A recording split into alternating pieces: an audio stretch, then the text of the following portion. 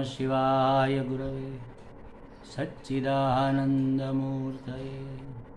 निष्प्रपञ्चाय शान्ताय निरालम्बाय तेजसे।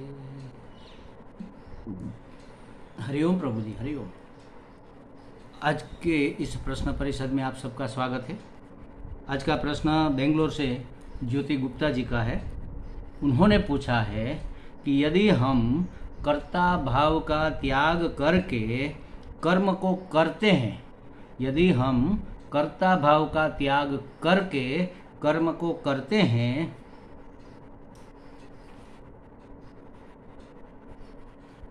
यदि हम कर्ता भाव का त्याग करके कर्म को करते हैं तो क्या ऐसे कर्म बंधनकारी होंगे?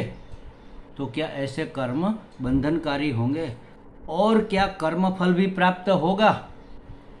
ये दूसरे प्रश्न ने सब चौपट कर दिया। यह स्पष्ट नहीं हो रहा है। देखो, इसको जरा स्पष्ट करने का प्रयत्न करेंगे। यदि हम कर्ता भाव का त्याग करके कर्म करते हैं, इस वाक्य को, जो आपका प्रश्न है, जो आपने पूछा है, उसी को पहले समझ लो। हम कर्ता भाव का त्याग करेंगे तो हम तो रहे ना, कर्ता तो रहा, अहंकार ही करता है, और अहंकार का त्याग करके कर्म करने का नाम है कर्ता भाव का त्याग करना। अहंकार अपने आप को कर्ता मानता है, तो यहाँ आपने कहा कि हम कर्ता भाव का त्याग करें, तो कर्ता तो रहा, इस प्रश्न में भी रहा, तो फिर कर्म में कैसे जाएगा?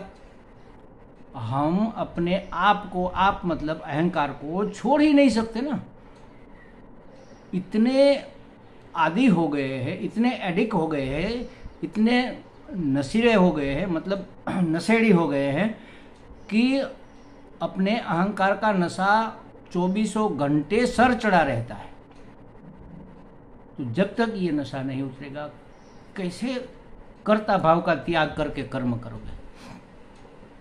हम कर्ता भाव का त्याग करके ये भी करना हुआ, त्याग करना भी तो करना हुआ। हमने कर्ता भाव का त्याग कर दिया, चलो अब हम कर्म कर, तो त्याग करना भी तो कर्ता भाव रहा। जब वास्तव में कर्ता भाव का त्याग हो जाएगा, तब आपको उस कर्म का बंधन नहीं रहेगा। बंधन दो प्रकार से रहता है, एक स्थूल और एक सूक्ष्म। बंधन नहीं, सॉरी, कर्म का फल दो प्रकार से आता है, एक स्थूल और एक सूक्ष्म। जैसे समझो आपने भोजन किया, आपने कहा कि मैंने भोजन किया, तो भोजन करने की क्रिया से आपको तृप्ति तो हुई, स्थूल रूप में भोजन खत्म भी हो गया, भोजन की जो सामग्री थी वो आपके पेट में चली गई, एक काम हुआ, खाने की क्रिया हुई। और दूसरा, आपको तृप्ति हुई। तो तृप्ति होना क्यों?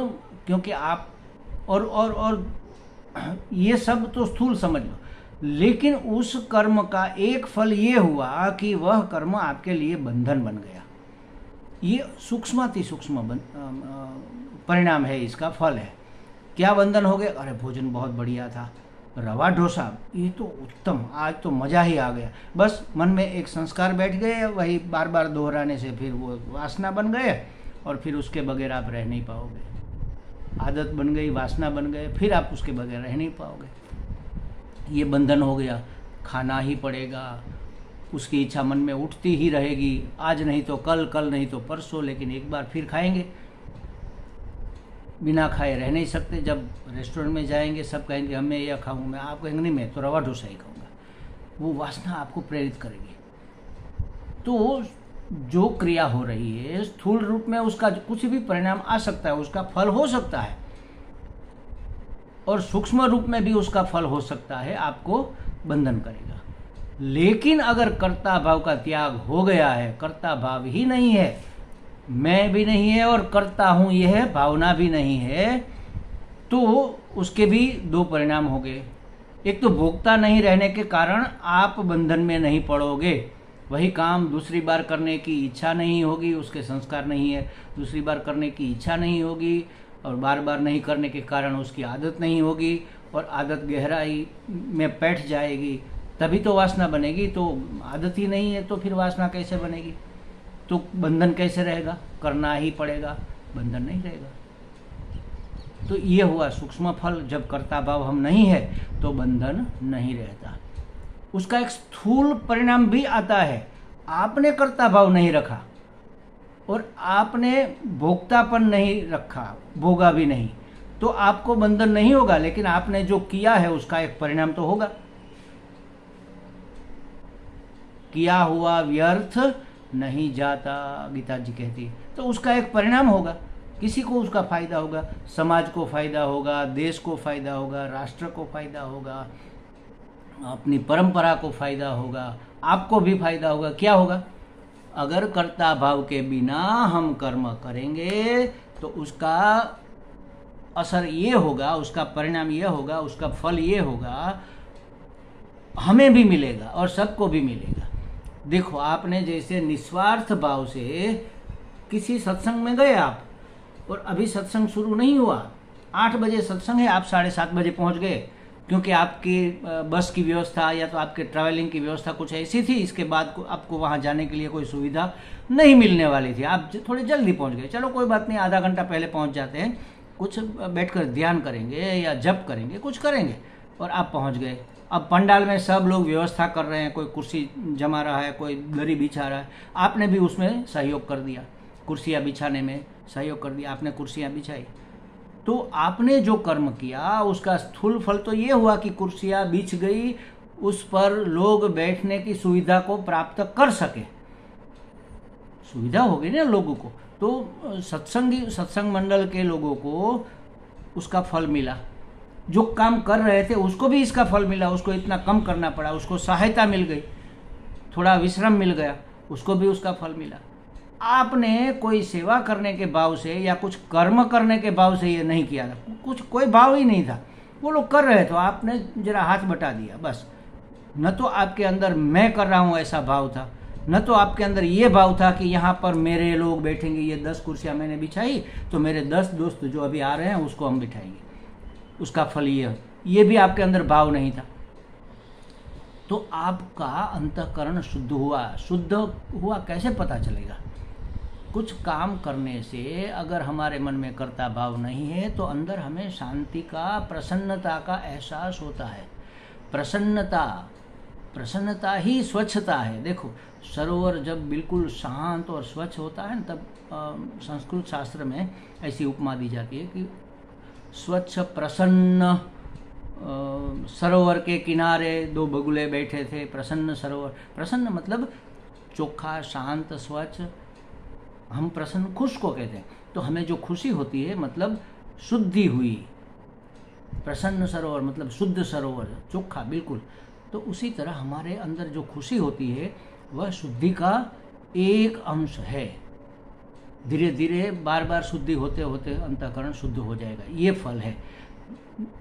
कर्ता भाव छोड़कर कर्म करने का ये भाव है, लेकिन ये बंधन नहीं बनेगा।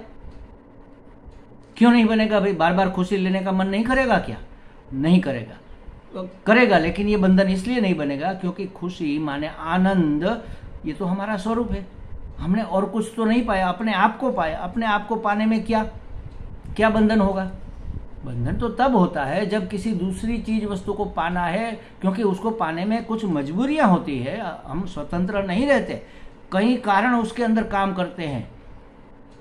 जैसे मैंने कहा कि भोजन बहुत अच्छा लगा, बार बार खाने का मन हुआ, अब उसको प्राप्त करने के लिए क्या होगा? आप पराधीन है, उसको जब चाहे नहीं प्राप्त कर सकते। आपके पास पैसे होने चाहिए तभी आप इसको प्राप्त कर सकते हैं। पैसे खर्च हो गए, रेस्टोरेंट में आपको रवा डोसा मिलेगा, लेकिन अगर आपके पास पैसे नहीं है तो आप परतंत्र हो गए। पैसे कमाने के लिए कहीं काम पर जाना पड़ेगा, और काम कोई दे नहीं रहा, कोई काम देगा उसके हाथ जोड़ोगे, भाई साहब हमें कोई काम दे दो, वो काम दे देगा, फिर आपको काम मिलेगा, फिर आप काम करेंगे, फिर आपको पैसे मिलेंगे। तब तक आपकी तबीयत खराब हो गई तो उस पैसे को आप स्वास्थ्य ठीक करने में पहले लगाओगे या डोसा खाने में? पहले तो स्वास्थ्य ठीक करने में लगाओगे, फिर से काम करोगे, फिर से किसी के पास भीख मांगोगे, भैया थोड़ा सा काम दे दो। तो परतंत्रता यही बंधन है। बाह्य चीज़ें जो हमें चाहिए वासनाग्रस्त होकर जो हम चाहते हैं, भोग के लिए जो चाहते हैं, वह परतंत्रता का कारण है, परतंत्रता का हेतु है, यही बंधन है। पराधीनता ही बंधन है। अपने आप को पाने में क्या पराधीनता है, तो ये बंधन नहीं होगा। फल तो मिलेगा अंतःकरण शुद्धि का, प्रसन्नता का, खुशी का, आनंद का, संतोष। हमें संतोष हुआ, आज हमने कुछ किया, तो ये अंतःकरण शुद्धि का चिन्ह है। अगर हम कर्ता भाव छोड़कर कर्म करते हैं तो हमारे अंदर भोक्ता भाव भी नहीं रहेगा ना। जो करता है वही भोक्ता है। एक सिक्के की दो बाजू है, एक कर्ता, दूसरी बाजू में भोक्ता। तो हम कर्ता भाव छोड़कर अगर काम करेंगे तो हम भोक्ता भी नहीं रहेंगे। भोक्ता नहीं रहेंगे मतलब उसको भोगने की इच्छा नहीं रहेगी। भोगने आ गया तो आ गया, नहीं आया। हमने कुर्सियाँ लगाने में मदद की, कोई अपेक्षा नहीं थी, बिना अपेक्षा के बस कर दिया, और वहाँ के ऑर्गेनाइजर ने आपको थैंक यू किया कि थैंक यू भैया, आप थोड़ा जल्दी आ गए तो हमें काम में मदद मिल गई, आपका बहुत बहुत शुक्रिया। तो ये थैंक यू की अपेक्षा नहीं थी, ये मिला तो भी खुशी होगी। अगर हम ये चाहें कि हमें बार बार थैंक यू मिले तो हम उस थैंक यू के भोक्ता हो गए, उस धन्यवाद के भोक्ता हो गए, और धन्यवाद के भोक्ता हो गए तो उसको प्राप्त करने के लिए दूसरी बार प्रयत्न करेंगे। 10 कुर्सियाँ जमाएंगी, दूसरे दिन जाकर 12 कुर्सियाँ जमा देंगे, और दूसरे दिन वो आदमी आपको थैंक यू कहेगा तो आपको और ज़्यादा आनंद आएगा। तीसरे दिन आप वही करेंगे, लेकिन उस आदमी ने आप थैंक यू नहीं कहा, धन्यवाद नहीं कहा, कुछ कारण होगा, उसका मन ठिकाना नहीं है, वो कोई काम में है, वो कोई बिजी है, वो भूल गया, कुछ भी हो। जो बार बार लोग सेवा करते उसकी कोई नोंद नहीं लेता, तो वो भूल गया, तो आपको पीड़ा होगी, अंदर दुख होगा कि अरे आज उन्हें से थैंक यू भी नहीं किया। तो इसका मतलब यह हुआ कि आपके अंदर भोक्ता था, और भोक्तापन ही बंधन है। उस बंधन को पराधीनता है, पराधीनता ही बंधन है, और पराधीनता को छोड़ना है, भोक्तापन को छोड़ना है, भोक्तृत्व को छोड़ना है, तो कर्तापन को, कर्तृत्व को छोड़ना होगा। बिना कर्ता बने जो भी हम काम करेंगे उसका फल, बाह्य फल किसी न किसी को तो मिलेगा। किसी को सुविधा मिल जाएगी, किसी को सेवा मिल जाएगी, किसी को कुछ मिल जाएगा, आपको भी उसका सूक्ष्म फल मिलेगा। वह है अंतःकरण शुद्धि, शांति मिलेगी, संतोष। हमारे अंतःकरण की शुद्धि मिली, हमें कैसे पता चला? खुशी हुई ना, संतोष हुआ ना, शांति हुई ना। आप जा रहे थे, रास्ते में आपके आगे कोई जा रहा था, उसका रुमाल गिर गया, और आपने कहा अरे भाई साहब देखो आपका रुमाल गिर गया। आपने उठाकर दिया भी नहीं, सिर्फ बता दिया। तो आपको ये अपेक्षा नहीं थी कि वो आदमी हमें थैंक यू कहे, धन्यवाद कहे। उसने उठा लिया और मुस्कुरा के चल दिया, बस आपको खुशी मिल गई। इतनी खुशी मिली जितनी शायद लाख रुपया डोनेशन देने पर भी न मिलती, इतनी मिल गई। तो ये अंतःकरण शुद्धि का चिन्ह है। तो क्या कर्म फल भी प्राप्त होगा? हाँ, कर्म फल 2 प्रकार के हैं। किसी भी कर्म के 2 प्रकार के फल है, एक स्थूल और एक सूक्ष्म। स्थूल है वह किसी न किसी को मिलेगा, वो दिखेगा, पता चलेगा, और सूक्ष्म किसी को पता नहीं चलेगा, सिर्फ आपको पता चलेगा अगर आप उसको पहचान पाए तो। आज तक तो हम पहचानते नहीं थे कि ये फल है, हमें तो लगा कि बस संतोष मिला, खुशी मिली, आनंद मिला। तो ये आनंद, ये संतोष मिलना सूक्ष्म फल ही है। स्थूल फल बंधनकारिक हो सकता है अगर हम उसको चाहते हैं तो, भोक्ता बनते हैं तो। सूक्ष्म फल जो अपने आप को खुशी मिली, बंधनकारी इसलिए नहीं होगा कि अपने आप का स्वरूप ही आनंद है, अपने आप का स्वरूप ही संतोष है, शांति है। तो अपने स्वरूप को प्राप्त करने में क्या बंधन? जब भी चाहे प्राप्त कर सकते हैं, आंखें बंद कर लो, बैठ जाओ, अपने आप को प्राप्त कर लो, खुश हो जाओ। कुछ किए बगैर भी मिल सकता है, कुछ करके भी मिल सकता है। तो अच्छा, अब एक सूक्ष्म बात ये भी, कर्म हम कर्ता भाव का त्याग करके करें तो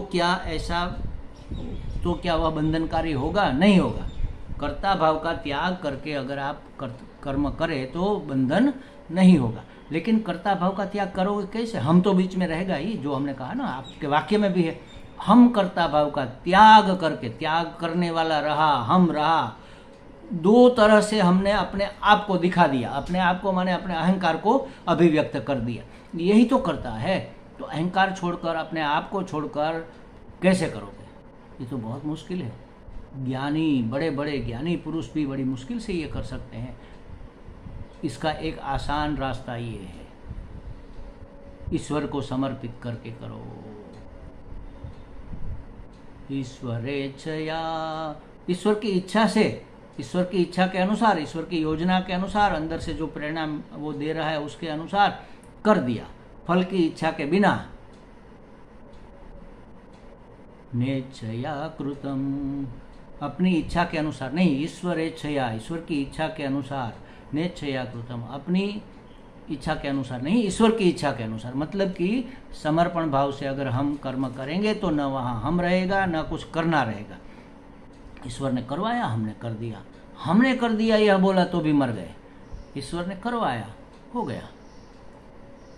बस यही भाव अगर मन में रहा तो आप करता नहीं रहोगे।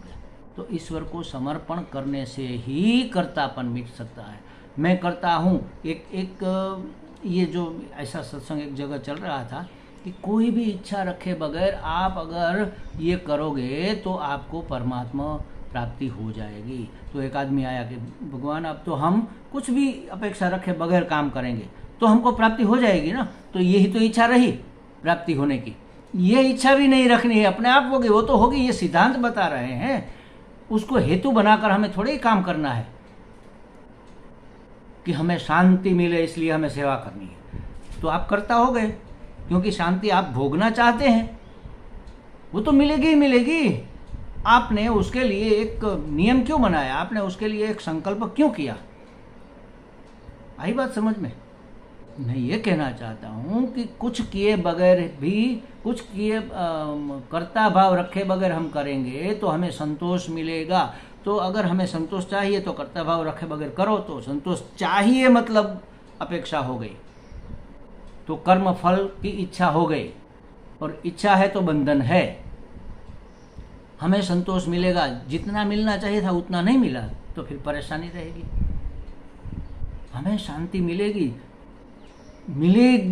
यह अपेक्षा की तो उसका कोटा भी हमने तय कर दिया होगा कि बड़ी ही शांति मिलेगी, बड़ी नहीं मिली, छोटी मिली, तो प्रसन्नता नहीं रही, सुख नहीं हुआ, आनंद नहीं हुआ, थोड़ा दुख रह गया। तो कुछ भी किए बगैर हमको अंदर डाले बगैर हम रह नहीं सकते। इसलिए परमात्मा के चरणों में समर्पित कर दो। समर्पण भाव से अगर हम करेंगे तो वहाँ पर कर्ता भी नहीं रहेगा, भोक्ता भी नहीं रहेगा। ये एक टेक्निक है। तो आपने जो कहा कि हम कर्ता भाव का त्याग करके कर्म करते हैं तो क्या ऐसे कर्म बंधनकारी होंगे? नहीं होंगे। लेकिन अगर उसमें हम रहा और उसमें कर्ता भाव भी रहा तो बंधनकारी होंगे। पराधीनता रहेगी, उसको प्राप्त करने की बार बार की इच्छा रहेगी, इच्छा भी बंधन है, और इच्छा के लिए जो भी कुछ करना पड़ेगा पूर्ण इच्छा पूर्ति के लिए वह भी बंधन है। सब पराधीनता है, पर के अधीन रहकर करना पड़ेगा ना। पर और पराधीनता छोड़ दी तो बंधन नहीं रहेगा, और कर्म फल भी प्राप्त होगा। हाँ, ये कर्म फल प्राप्त होगा अगर आप में कर्ता भाव नहीं है, ईश्वरार्पण बुद्धि है, तो ईश्वर की प्रसन्नता से आपको भी प्रसन्नता होगी, अंदर शांति लगेगी, आपका अंतःकरण शुद्ध होगा। यह उसका फल है। हमें लगता है ज्योति जी को कुछ बातें स्पष्ट हो गई होगी। हरि ओम।